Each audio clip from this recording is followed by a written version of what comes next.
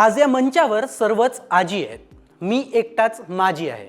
माझ्याकडे लक्ष द्या, माझंही पुनर्वसन करा अशी खदखद अहिल्यानगर लोकसभा निवडणुकीत पराभव झालेले माजी खासदार सुजय विखे पाटील यांनी जाहीर कार्यक्रमात बोलून दाखवली।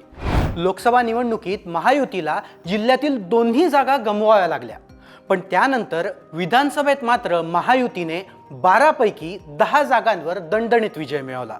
या यशानंतर जिल्हा मध्यवर्ती सहकारी बँकेचे अध्यक्ष आमदार शिवाजी कर्डिले यांनी एक सत्कार समारंभ आयोजित केला होता। या सत्कार समारंभात मंत्री राधाकृष्ण विखे पाटील यांनी विधान परिषदेचे सभापती राम शिंदे यांच्यासह 10 आमदारांचा सन्मान केला। पण या व्यासपीठावर सुजय विखे यांनी एक वेगळाच मुद्दा उपस्थित केला। आता या सगळ्या व्यासपीठावरील सगळ्या मान्यवरांना पाहता कर्डिले साहेब, आता फक्त एकच जण माझी राहिला, मी। एक काळ होता तेव्हा मी आजी होतो आणि दुर्दैवाने अनेक लोक माझी होते।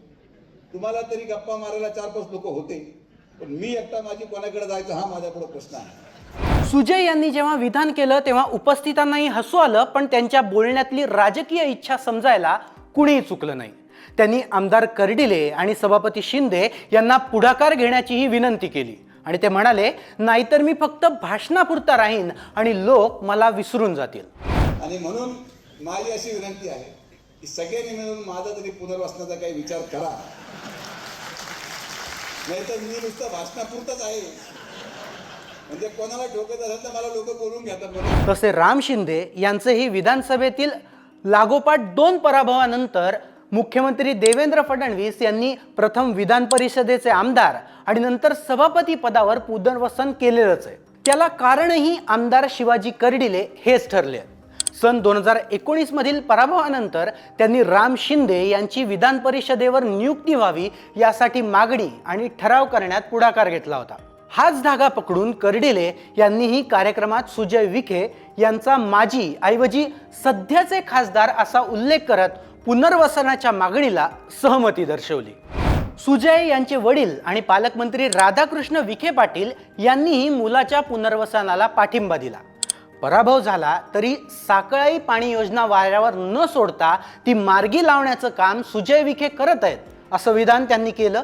या वातावरण निर्मितीमुळे भाजपचे आमदार मोनिका राजळे आणि विक्रम पाचपुते, शिवसेनेच्या शिंदे गटाचे आमदार विठ्ठलराव लंघे, काशीनाथ दाते यांनीही सुजय विखे यांच्या राजकीय पुनर्वसनाची मागणी उचलून धरली।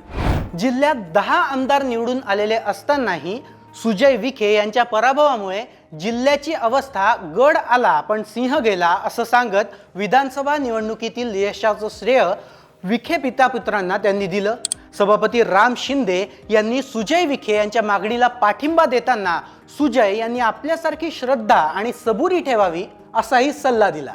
त्यामुळे अहिल्यानगरमधील भाजपची संपूर्ण टीम सुजय विखेंच्या पुनर्वसनाला हिरवा कंदील देतेय हे दिसून येतंय।